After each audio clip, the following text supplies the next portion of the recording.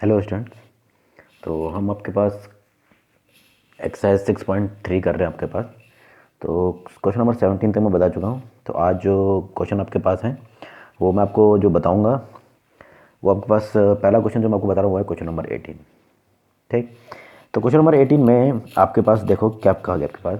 For the curve एक वक्र दिया हुआ है, find all the points at which the tangent passes through origin. अब ध्यान देना है आपको, इस वक्र पर वो सभी बिंदु ज्ञात करने जिन पर बनने वाली स्पर्श रेखा कहाँ से गुजर रही है, ओरिजिन से। मतलब कुल मिला के आपके पास कुछ ऐसा होगा। मान लो रफ फिगर में बनाऊँ, मैंने कहा मान लो ये कि फिगर ये कर्व है y बराबर है x, ठीक है।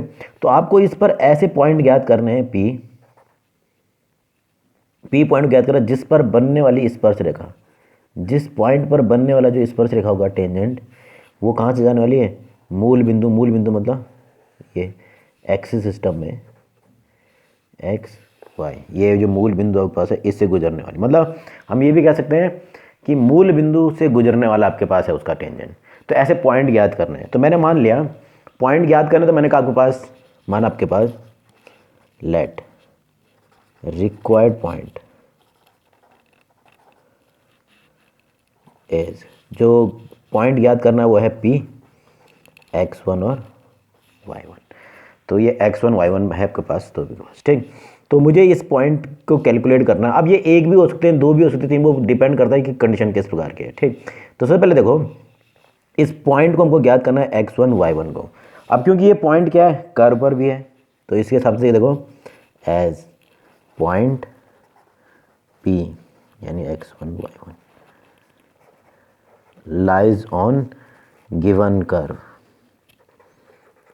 किस पर स्थित है ये, वक्र जो आपके पास दिया हुआ उस पर स्थित है। तो यानी क्या करेगा, ये इक्वेशन ऑफ कर्व को सेटिस्फाइड करेगा, p सेटिस्फाइड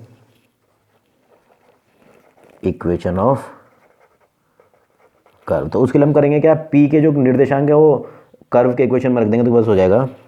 यानी y1 इक्वल टू हो गया 4x1 का क्यूब माइनस 2x1 की पावर 5। तो मुझे एक इक्वेशन प्राप्त हो रही है ये, क्योंकि ये वक्र पर स्थित है, p बिंदु जो हमें ज्ञात करना है, तो वो वक्र के समीकरण को भी क्या करेगा, संतुष्ट करेगा। तो इस हिसाब से मुझे ये इक्वेशन प्राप्त हो रही है, ठीक, इक्वेशन फर्स्ट। अब मुझे क्या करना पड़ेगा, अब पॉइंट मैंने ले लिया x1 y1, तो मैं टेंजेंट का इक्वेशन निकालूंगा। तो पॉइंट मुझे मिला है और टेंजेंट का इक्वेशन निकालना, तो किसकी आवश्यकता पड़ेगी, स्लोप की निकालिए। देखो slope of tangent equal to होता है dy/dx। तो वक्र के समीकरण, जो ये वक्र का समीकरण है, इससे मुझे लिख देता हूँ, तो दिया हुआ वक्र है, given curve is y equal to 4x³ minus 2x। तो इसकी मदद से मैं क्या करूँगा, स्लोप ऑफ टेंजेंट निकालूंगा, क्योंकि मैं चाहता हूँ कि उस टेंजेंट का इक्वेशन भी निकाल लिया जाए जो किस बिंदु पर बना है, x1 y1 पर। देखो क्या मिलता है, तो स्लोप ऑफ टेंजेंट यानी dy/dx, और वक्र यह है, तो ये हो जाएगा 12x² माइनस 10x, ये था ना आपके पास, तो 10x की पावर 4। तो ये स्लोप मिल गया। पर मुझे किसी पर्टिकुलर पॉइंट पे चाहिए, तो एट p, भाई ये तो इस वक्र पर बनने वाले जितने भी टेंजेंट हैं उन सब के लिए स्लोप है, पर मुझे क्या चाहिए, पर्टिकुलर पॉइंट p के लिए जो हमको ज्ञात करना है। तो पॉइंट है p x1 y1। इस पे क्या मिलेगा, देखो इस पे स्लोप हो जाएगा dy/dx का मान p पर निकाल रहे हैं। तो करेंगे क्या, यहाँ x क्योंकि केवल x पर आश्रित है, तो x का मान रख देंगे p के हिसाब से, हो जाएगा 12x1 का स्क्वायर माइनस 10x1 की पावर 4। तो ये मुझे मिल गया स्लोप। अब पॉइंट मिला हुआ है p और उस पर स्लोप भी मिल गया है, तो इक्वेशन ऑफ टेंजेंट कैसे निकालेंगे हमको मालूम है। देखिए इक्वेशन ऑफ टेंजेंट हो जाएगा y माइनस पॉइंट y1 ही इक्वल टू स्लोप यानी 12x1 का स्क्वायर माइनस 10x1 की पावर 4, ये हो गया स्लोप। और फिर होता है वही तो कहते हैं आपके पास y minus y1 equal to dy/dx p बिंदु पर और x माइनस x1। तो ये इक्वेशन ऑफ टेंजेंट प्राप्त हो रहा है। ये है आपके पास टेंजेंट का इक्वेशन, ठीक। अब ये एक्स वाई पर भी आश्रित और एक्स और y1 पर भी। अब आपको दिया हुआ क्या है, देखो कि अनिवार्य रूप से टेंजेंट क्या होता है, मूल बिंदु से गुजर रहा है। अब क्योंकि टेंजेंट मूल बिंदु से गुजर रहा है तो यानी टेंजेंट का जो समीकरण है उसको कौन संतुष्ट करेगा? मूल बिंदु। क्योंकि जैसे मैंने यहाँ पर बताया ना कि जो रिक्वायर्ड पॉइंट P है वो कर्व पर स्थित तो कर्व के समीकरण को संतुष्ट कर रहा है, वैसे ही क्योंकि टेंजेंट जो है मूल बिंदु से गुजर रहा है यानी मूल बिंदु मतलब 0 0, तो यानी मूल बिंदु क्या करेगा? टेंजेंट के इक्वेशन को संतुष्ट करेगा। देखिए किस प्रकार से संतुष्ट करेगा। तो हमें दिया हुआ देखिए आपके पास, हमको ज्ञात है कि as tangent passes through origin, जो मूल बिंदु है उससे गुजर रहा है, तो इसका अर्थ हो गया सो जो ओ बिंदु है यानी मूल बिंदु है वो क्या करेगा? सेटिस्फाइड करेगा, संतुष्ट करेगा इक्वेशन ऑफ टेंजेंट। तो हम क्या करेंगे?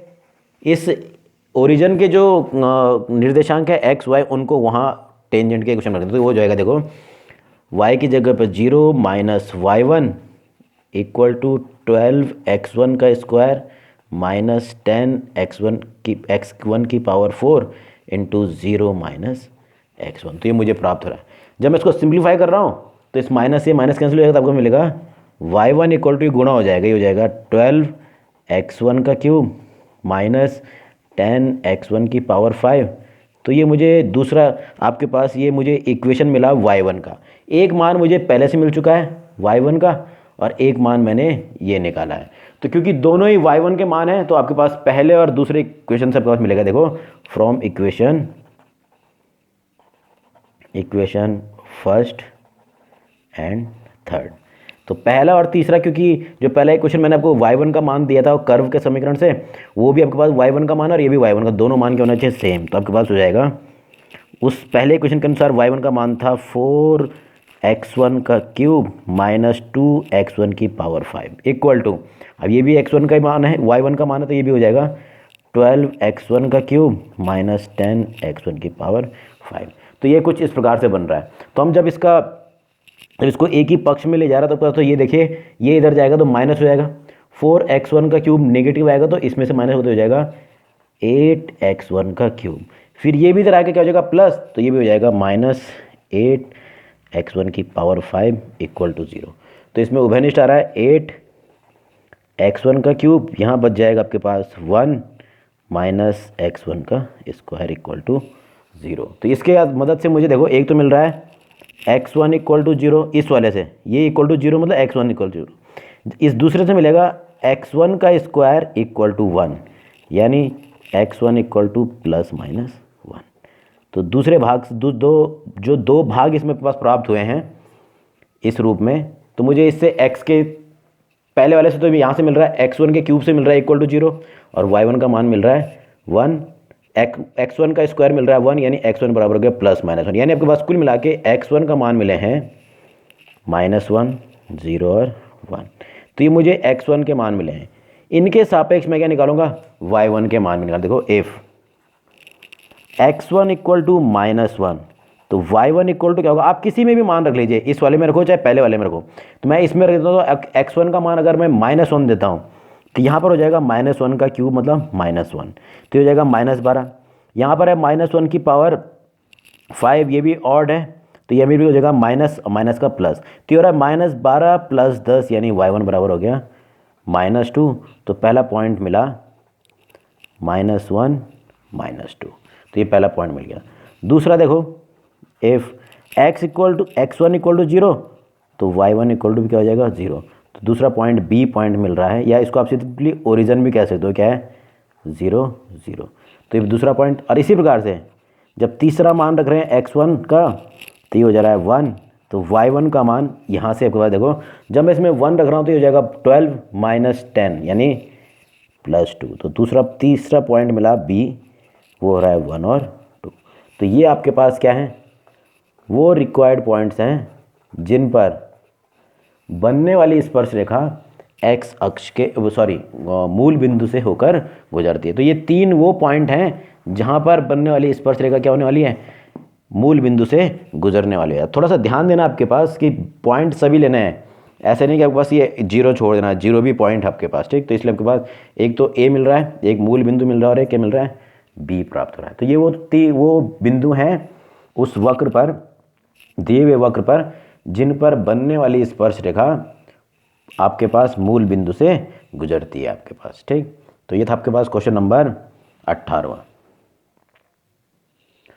अब आपके पास है क्वेश्चन नंबर 20वां। काफ़ी इंपॉर्टेंट क्वेश्चन है, कई बार पेपर में आया हुआ आपके पास, ये देखिए। और इसमें दिया हुआ देखो, आपको इक्वेशन ऑफ नॉर्मल निकालना है। ध्यान देना, normal.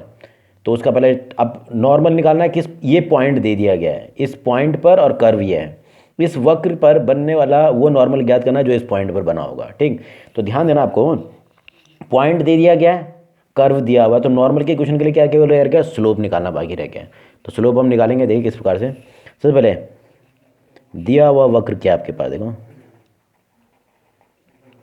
Given curve is a y square equal to x cube. ये इस प्रकार से आपके पास वक्र दिया हुआ है और हमें क्या करना है, सबसे पहले हम निकालेंगे इसकी मदद से इसका अवकलज करते हुए d y by d x. जैसे ही मैं अवकलज कर रहा हूँ तो ये हो जाएगा 2ay और साथ में dy by d x equal to 3x²। तो मुझे यहाँ से dy by d x equal to प्राप्त हुआ 3x² अपॉन 2ay, ये मुझे प्राप्त हुआ। ये तो टेंजेंट का है, पर मुझे क्या चाहिए, नॉर्मल का। देखो भाई, स्लोप ऑफ नॉर्मल ये इक्वल टू होता है minus d x upon d y. तो d x upon d y मतलब इसका उल्टा कर दें तो हो जाएगा माइनस 2ay अपॉन 3x²।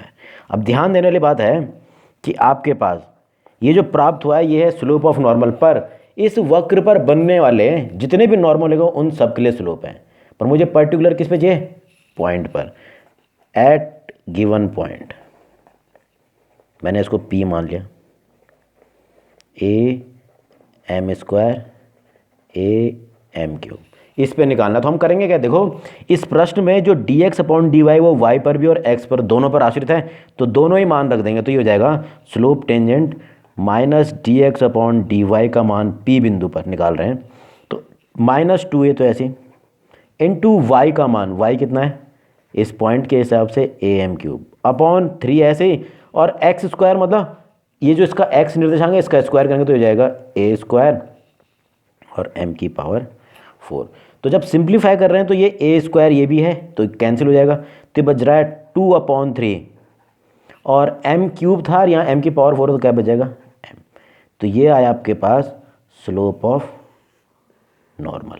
अब स्लोप ऑफ नॉर्मल ये आया और पॉइंट आपको पहले से दे दिया गया है, तो इस पॉइंट पर इक्वेशन निकालना। देखो इक्वेशन क्या होगा, इक्वेशन ऑफ नॉर्मल आपको याद है तो आपके पास मैं फॉर्मूला लिखता हूँ, ये था y minus y1 equal to minus d x upon d y का मान P बिंदु पर और x माइनस x1। अब थोड़ा ध्यान देना, ये मैंने निकाल लिया है, y1 और x1 जो दिया हुआ पॉइंट P है उसके हिसाब से हो गया x1, ये हो गया y1।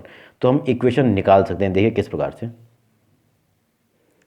तो फॉर्मूला ये था, तो इसमें हम x1 y1 जो दिया हुआ पॉइंट हो और इसका जो मान आपने निकाला उसको रख देंगे, तो ये हो जाएगा y माइनस y1 था am³ इक्वल टू, ये अभी आपने निकाला -2/3m और ये था x माइनस x1 मतलब am²। इसको सिंप्लीफाई करें तो पास क्या, देखो ये 3m मल्टीप्लाई हो जाएगा, 3my माइनस इससे गुणा होगा तो ये हो जाएगा 3am⁴ और ये -2 जब अंदर गुणा होगा तो ये हो रहा है -2x माइनस इसका प्लस 2am²। तो जब इसको सिंप्लीफाई कर रहा हूँ तो ये हो रहा है 2x plus 3my equal to 3am⁴ plus 2am²। तो यही आपके पास क्या है, इक्वेशन ऑफ नॉर्मल। तो इक्वेशन ऑफ नॉर्मल यहाँ पर हमने ज्ञात किया, जो कि हम इजीली ज्ञात कर सकते हैं क्योंकि हमारे पास फॉर्मूला मिल चुका है नॉर्मल के लिए भी और टेंजेंट के लिए भी। बिंदु दिया हो तो आप जब भी इक्वेशन निकालते हैं तो दो चीज़ों की आवश्यकता पड़ती है, एक तो बिंदु, उस वक्र पर स्थित बिंदु जहाँ पर टेंजेंट या नॉर्मल बना है, और साथ में उस पॉइंट पर स्लोप भी पता होना चाहिए। जब स्लोप पर वो पता चल जाए तो हम इजीली आपके पास इक्वेशन ऑफ टेंजेंट हो चाहे इक्वेशन ऑफ नॉर्मल वो कैलकुलेट कर सकते हैं। ठीक, अब मैं आपको बता रहा हूँ क्वेश्चन नंबर 23। ठीक, और बहुत इंपॉर्टेंट क्वेश्चन है। सीबीएसई में ये लगभग 2003 से लेके 2008 तक लगातार साल आया है आपके पास, ठीक है। आउटसाइड दिल्ली आपके पास जो होता है उसमें, ठीक। तो जो सीबीएसई में है उसके लिए बहुत इंपॉर्टेंट है, साथ में हमारे लिए भी बहुत इंपॉर्टेंट वैसे, क्योंकि टेक्स्ट बुक का क्वेश्चन है तो पेपर में आने की संभावना आपके पास हमेशा बनी रहती है आपके पास, ठीक। तो देखिए क्वेश्चन क्या है, आपको दर्शाना है कि जब ये दो जो वक्र दिए हुए हैं, एक है x बराबर वाई स्क्वायर, एक है x Y equal to k, ये दोनों के दोनों वक्र अगर राइट एंगल पे कटते हैं, कट्स एट राइट एंगल में 90 डिग्री के अंश में करते हैं, तो उस टाइम पर आपके पास 8k² इक्वल टू 1, ये प्रूफ करना है कि कितना होना चाहिए, 8k² इक्वल टू 1। थोड़ा सा ये कर्व आपस में 90 डिग्री में कटते हैं, वो मैं थोड़ा आपको एक्सप्लेन कर रहा हूँ। उसके लिए देखो एक टॉपिक आता है आपके पास, किताब में तो नहीं है आपके पास, मैं बता रहा हूँ बस, ऑर्थोगोनल कर्व। Orthogonal curves. अब ऑर्थोगोनल कर्व्स क्या है मैं आपको बता दूं। देखो मान लो इसी हिस्से में आपके पास बता रहा हूं कि दिए हुए वक्र आपके पास था, गिवन कर्व्स आर, ठीक है। जो दिए हुए वक्र मैंने मान लिया C1, जो पहला कर्व है वो है x equal to y square, और C2 है x Y equal to k. ये दो वक्र दिए हुए हैं, तो मैंने इनका रफ फिगर बना लिया। मान लो कि C1 तो हो गया ये, और C2 कुछ इस प्रकार से मैंने बना दिया। ये C1 मैंने मान लिया और C2, ये दो वक्र आपके पास जो दिए हुए वो हैं। अब आपको पता चल रहा है कि दोनों के दोनों किसी पॉइंट P पर इंटरसेक्ट कर रहे हैं, ये है पॉइंट ऑफ इंटरसेक्शन। तो ये आपस में राइट एंगल पे कट रहे हैं। ये ऐसा तब सिद्ध होगा जब इस पॉइंट ऑफ इंटरसेक्शन पर जो दोनों की स्पर्श रेखाएं होंगी, ये मान लो पहले कर्व के लिए T1 और दूसरे कर्व के लिए मैंने बना दी, मान लो ये इस प्रकार का रफ फिगर है T2। अगर मैंने कहा कि दोनों के दोनों राइट एंगल पर कट कर रहे हैं, दोनों वक्र कर रहे हैं एक दूसरे पर राइट एंगल पर कट कर रहे हैं, इसका सीधा सीधा अर्थ होगा, यानी पॉइंट ऑफ इंटरसेक्शन पर दोनों के टेंजेंट क्या होने वाले हैं, 90 आपस में परपेंडिकुलर होने वाले हैं। क्या होने वाले हैं, परपेंडिकुलर होने वाले हैं, ठीक। तो इसका अर्थ है ऑर्थोगोनल कर्व्स क्या हुए कि आपके पास ऑर्थोगोनल मतलब आपके पास आपस में राइट एंगल पर काटते हैं, जो उनको कहते हैं ऑर्थोगोनल, यानी एट पॉइंट ऑफ इंटरसेक्शन,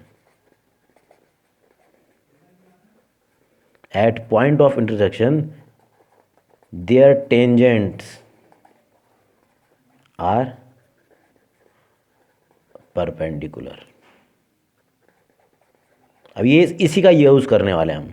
तो ऑर्थोगोनल कर्व किसे कहते हैं कि दो कर्व आपके पास ऑर्थोगोनल कराएंगे यदि पॉइंट ऑफ इंटरसेक्शन पर उनके टेंजेंट क्या होंगे, आपस में परपेंडिकुलर। तो इसका यूज करना है हमको, और अगर परपेंडिकुलर हैं तो उस टाइम पर कितना होना चाहिए, 8k² इक्वल टू 1।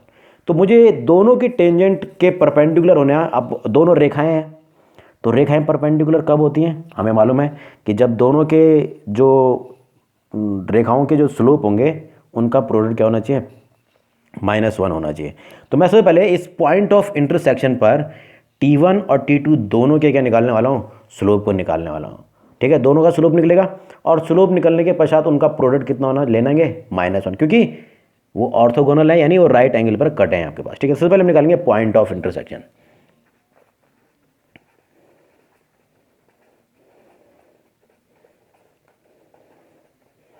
तो पॉइंट ऑफ इंटरसेक्शन निकालना है, करना क्या होगा, पॉइंट ऑफ निकालने के लिए इन दोनों वक्रों को सॉल्व करना है। सॉल्व करना मतलब उन दोनों की मदद से दोनों कर्वों के समीकरण से एक्स वाई का मान निकालना है। देखो आपके पास है x equal to y square, ये तो पहला कर्व है, और दूसरा है x Y equal to k, ये दूसरा कर्व है। तो मैं क्या कर रहा हूँ, पहले इक्वेशन से जो x का मान है वो मैंने यहाँ रख दिया, तो आपके पास हो जाएगा, देखो y square into y equal to k, ये, और सिंपली आप कह सकते हो वाई क्यूब इक्वल टू के।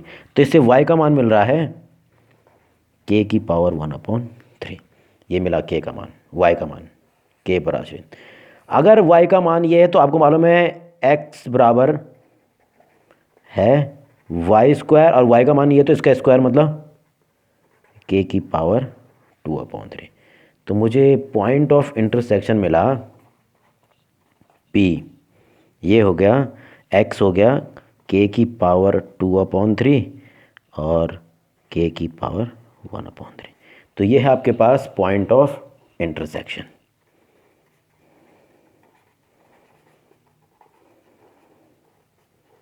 अब इस पॉइंट ऑफ इंटरसेक्शन में करना क्या होगा कि दोनों वक्रों की जो टेंजेंट्स होती हैं उनके लिए स्लोप निकालेंगे इस पॉइंट पर, ठीक। और आपके पास मालूम है दोनों कर्वों के लिए टेंजेंट का स्लोप कैसे निकालते हैं, दोनों के लिए dy/dx निकालना पड़ेगा, ठीक। तो देखिए आपके पास पहले मैं पहले कर्व के लिए स्लोप निकालता हूँ। तो जो पहला वक्र है ये था, और इसके लिए मैं अगर टेंजेंट का स्लोप निकालना है तो क्या करेंगे, इस कर्व का अवकलज कर लेंगे। तो अवकलज करने पर हो रहा है 1 = 2y dy/dx। तो इससे मुझे dy/dx का मान मिल रहा है 1/2y। ये तो उस कर्व पे जितनी भी स्पर्श रेखा है उनके लिए स्लोप है, पर मुझे क्या निकालना है एट पी कितना था आपके पास, आपको मिला हुआ है k⁻2/3 और k⁻1/3। तो इससे आपके पास स्लोप मिल रहा है dy/dx का मान p बिंदु पर =1/2 इंटू, अब y था तो y निर्देशांक ले जाएगा, ये हो जाएगा k⁻1/3। तो ये है उस पॉइंट पर, पॉइंट ऑफ इंटरसेक्शन पर पहले कर्व के लिए स्लोप। इसी प्रकार फॉर कर्व C2 दूसरा कर्व है xy = k। अब थोड़ा ध्यान देना, इसके से भी हम dy/dx निकालें, पर यहाँ पर अवकलज करते हुए ध्यान देना मल्टीप्लाई में तो प्रोडक्ट रूल लगेगा। फर्स्ट फंक्शन x साथ में dy/dx प्लस y ऐसी और x का 1 और कांस्टेंट k का 0। तो इससे dy/dx प्राप्त हो रहा है -y/x। तो ये तो हो गया दूसरे वक्र पर जितने भी आपके पास स्पर्श रेखाएं बन सकती हैं उन सब के लिए स्लोप है। पर मुझे क्या चाहिए, पॉइंट ऑफ इंटरसेक्शन पर, तो एट p यानी k⁻2/3 k⁻1/3। अब थोड़ा ध्यान देना, ये दोनों पर ही आश्रित है, y पर भी x, तो दोनों मान रखेंगे। तो दूसरे वक्र के लिए p बिंदु पर मान मिला k⁻1/3/k⁻2/3, कुछ ऐसा प्राप्त हो रहा है, ठीक। जब सिंप्लीफाई कर रहे हैं तो देखिए ये ऊपर जाएगा तो -2/3 हो जाएगा। तो आपके पास हो रहा है -k⁻1/3 इंटू k⁻−2/3। जब सिंप्लीफाई करो तो ये हो रहा है -1/3, यानी आपके पास dy/dx का मान p बिंदु पर प्राप्त हुआ -1/k⁻1/3। तो ये आपके पास प्राप्त हो रहा है। थोड़ा ध्यान देना, क्योंकि जब सिंप्लीफाई करो तो ये रहा k की पावर बच रहा है -1/3, और माइनस का मतलब उसने अपॉन में आना है। तो ये कुल मिला के इस प्रकार से आपके पास ये प्राप्त हो रहा है। अब थोड़ा सा हो क्या रहा है, देखिए कि यहाँ पर भी dy/dx p पर, यहाँ पर भी dy/dx p पर, तो कन्फ्यूज़न ना हो तो मैंने इसको कह दिया m1, यानी पहले कर्व के लिए जो टेंजेंट बन रहा है उसका स्लोप, और इसको मैंने मान लिया m2, दूसरे कर्व के लिए जो स्लोप वो टेंजेंट का जो स्लोप है वो आपके पास इस प्रकार से, ठीक। तो अब हमें इन दोनों का प्रयोग इन दोनों का यूज़ से हम वो सिद्ध करने वाले हैं। देखो कैसे करेंगे, क्योंकि आपको दिया है कि कर्व्स ऑर्थोगोनल हैं। ऑर्थोगोनल मतलब वो एक दूसरे को राइट एंगल पर काटते हैं। तो इसका अर्थ क्या होगा, यानी उनके टेंजेंट्स भी क्या होंगे, पॉइंट ऑफ इंटरसेक्शन पर परपेंडिकुलर। तो परपेंडिकुलर क्या होता है आपको मालूम है, उन दोनों के स्लोपों का प्रोडक्ट, यानी m1 और m2 का प्रोडक्ट कितना होना चाहिए, -1। तो इसका मैं यूज़ करूँगा आपके पास, ठीक है। देखिए किस प्रकार से, नाउ कर्व्स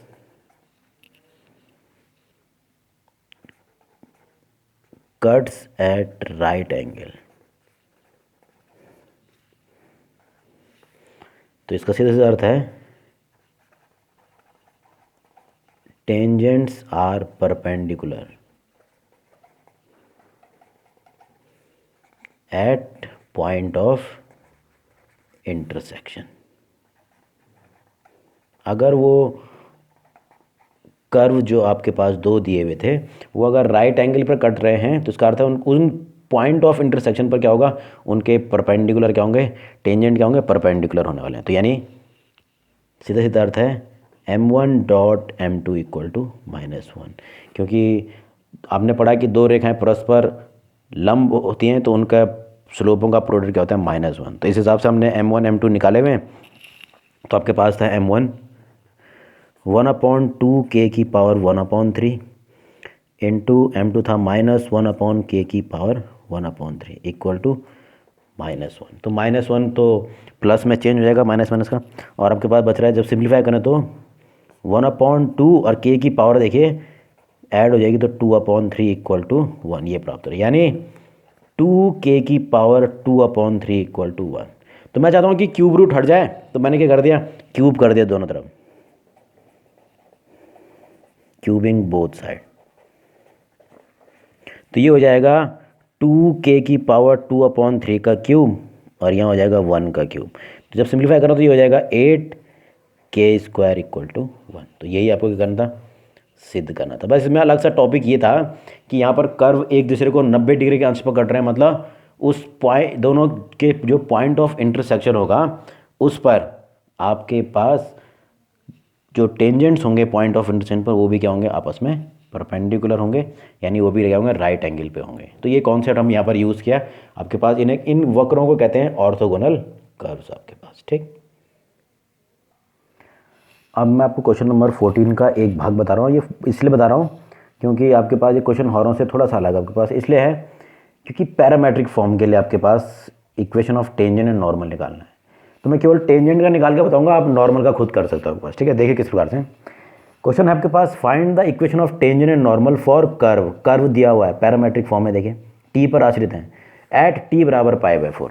तो टी बराबर π/4। तो सबसे पहले हमको मालूम है कि टेंजेंट का इक्वेशन निकालने के लिए मुझे दो चीज़ों की आवश्यकता, मतलब इक्वेशन ऑफ टेंजेंट या लाइन की बात करें तो जब भी लाइन का इक्वेशन निकालते हैं दो चीज़ों की आवश्यकता होती है, एक तो स्लोप और एक उसके पॉइंट की, उस पर स्थित एक बिंदु के जिस पर वो बनाना है आपके पास। ठीक, तो दो चीज़ों की आवश्यकता, तो मैं पैसे पहले निकाल रहा हूँ, पॉइंट निकालते हैं पहले। देखो हम तो सॉल्यूशन देखिए, दिया हुआ वक्र क्या है,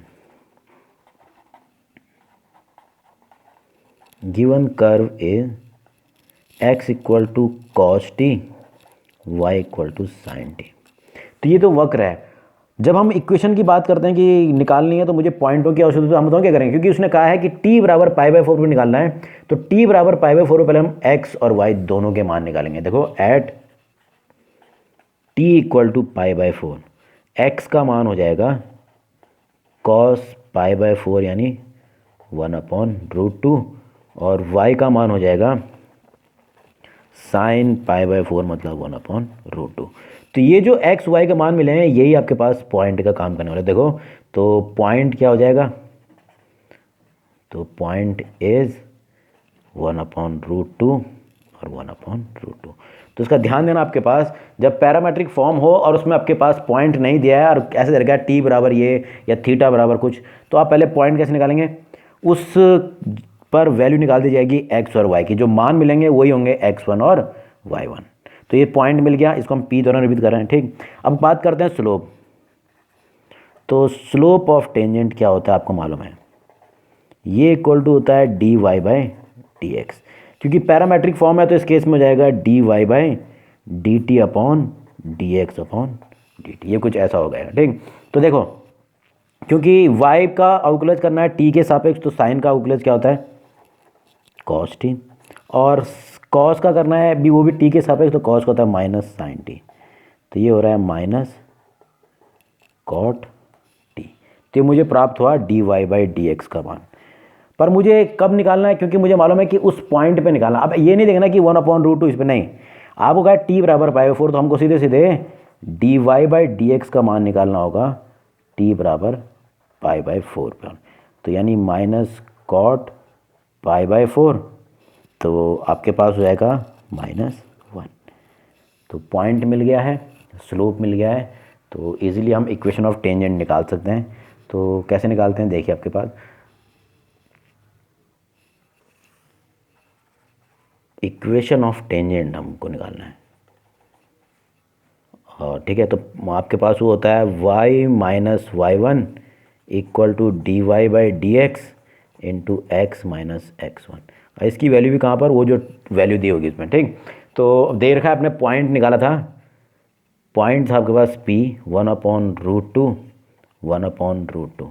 और dy/dx का मान हमने निकाला था t बराबर π/4 पर, कितना आया था, वो इक्वल टू था -1। ये तीन दोनों वैल्यू यहाँ रखेंगे तो हो जाएगा इक्वेशन ऑफ टेंजेंट हो जाएगा आपके पास y - 1/√2 equal to -1 into x -1/√2।